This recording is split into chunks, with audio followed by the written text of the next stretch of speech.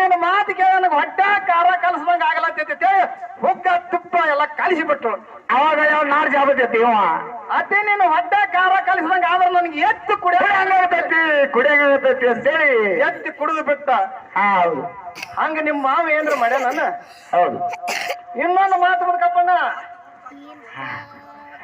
ಅದಕ್ಕ ಯಾವ ಆನೆಗೊಂದಿ ಅರಸ ಅರಸನ ಮಗಳು ಯಾವ ಚಂದ್ರ ಭಾಗವಂತಿ ಭಾಗ್ಯರಥಿ ಚಂದ್ರ ಭಾಗ್ಯರಥಿ ಚಂದ್ರ ಭಾಗ್ಯವಂತಿ.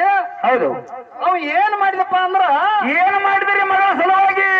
ಮಗಳ ಸಲುವಾಗಿ ಊರೆಲ್ಲ ಡಂಗ್ರ ಹೊಡಿಸಿ ಮಂದಿನ ಕುಡಿಸಿದ್ದ.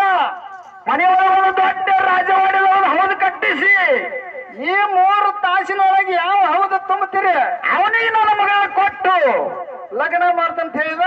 ಹಾ ಹಾ ಆಗ ಊರು ಜನರೆಲ್ಲ ಗೋಳೆಯಾಗಿ ಬಂದ್ರು. ಗೋಳೆಯಾಗಿ ಬಂದ್ರು, ಸುತ್ತಮುತ್ತಿನ ರಾಜರೆಲ್ಲರೂ ಬಂದ್ರು. ಹೌದೆಲ್ಲ ಮ್ಯಾಲ ಕಟ್ಟಿದ್ದ, ಬಡ್ಡ್ಯಾಗ ಅದನ್ನ ಪಳ್ಳಿ ಇಟ್ಟಿದ್ದ.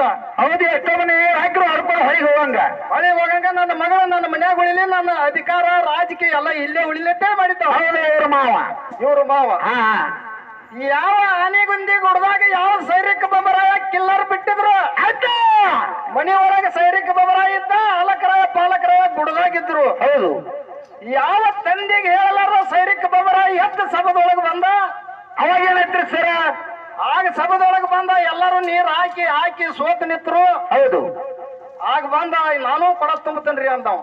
ಹಾ ಎಂತೆಂತ ಪೈಲ್ವನ್ನಲ್ಲ ಆಗೀಗ ರೋತಮ್ಮ ನೀ ಏನ್ ತುಂಬ್ತಿ ಅಂದ್ರ ಅವ್ರು. ಹೌದು ಹೌದು ಏನ್ರಿ ನನಗೊಂದ್ ಚಾನ್ಸ್ ಕೊಟ್ಟು ನೋಡ್ರಿ ಅಂದವ್.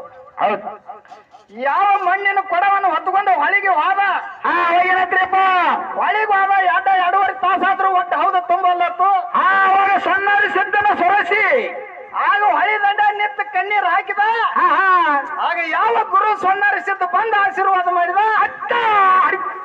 ಆಗ ಆಶೀರ್ವಾದ ಮಾಡಿದಾಗ ಬಂದು ಕೊಡಾಕ ಸುರಿಯುದ ಹೌದು ತುಂಬಿ ಹೊರಗೆ ಚೆಲ್ಲಾಡಿತು. ರಾಜವಾಡಿ ತುಂಬ ಅಲ್ಲ ನೀರವು. ಆಗ ಯಾವ ಆನೆಗುಂದಿ ಅರಸ ಮಾಡ್ತಾನೆ ಮಾವ ಹೆಣ್ಣು ಕೊಡಬೇಕಾದ್ದು. ಹೆಣ್ಣು ಕೊಡ್ಬೇಕ ಅಷ್ಟ ಅಲ್ಲ, ಆನೆ ಅಂಬರಿ ಮೇಲ ಆನೆಗುಂದಿ ಊರೆಲ್ಲ ಮೆರವಣಿಗೆ ನಡೀತು. ಮೆರವಣಿಗೆ ನಡೀತು. ಮಾವನ ಕೊಟ್ಟು ಸ್ವತಃ ಹಳ್ಯಾಂಡ ಮೆರವಣಿಗೆ ಮಾಡ್ಯಾನ. ಮತ್ತ ಮಾವದ ಎಲ್ಲಿ ಮೆರವಣಿಗೆ ನಡೀತಪ್ಪ? ಎಲ್ಲಿ ಗೆದ್ದ ಸಂಬಂಧ ನಿನ್ನ ಮಾವ ಹಳ್ಯಾಣ ಗೆದ್ದು